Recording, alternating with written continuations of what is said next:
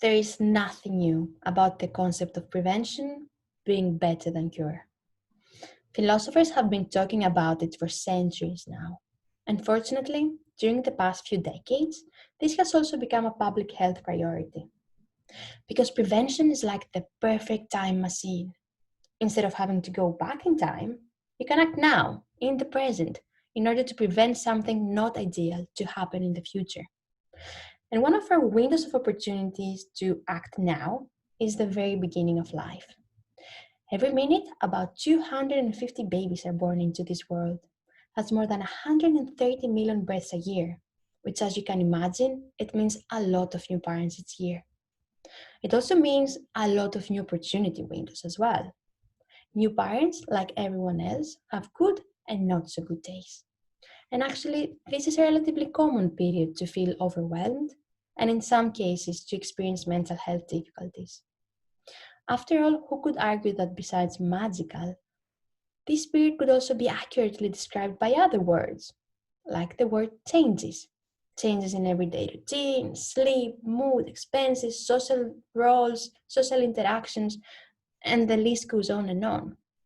Especially for women that already experience highly changeable moods, extreme ups and downs, like bipolar disorder, and their partners, transition to parenthood could be a time of distress and of complex decisions for a variety of reasons, such as medication management and breastfeeding. Imagine that sleep deprivation, something that almost every new parent experiences, for them, it could be a red flag, a trigger for a manic or a depressive episode that could lead to hospitalization, away from their babies for days or even months. Studies have also consistently documented the long lasting effect that a severe mental health episode during this period could have on families, relationships, and their children.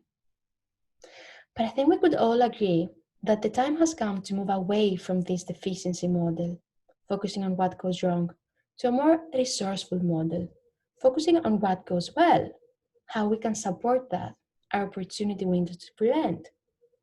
So let's ask them, what is their experience of becoming a parent? What is the decision making process? Is there anything that helps them to cope in each stage of the parenthood journey? Any information or support needs? And also, what helps them to support the emotional development of their babies?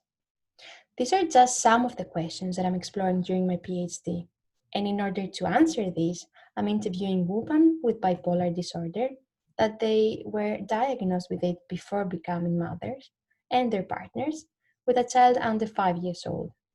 I'm also collecting data via an online survey from new moms and new dads with a child under 2 years old with the aim to understand the role of certain social and psychological characteristics of parents to the emotional development of babies, in order to understand how parents experiencing mood instability could actually support the emotional development of their babies.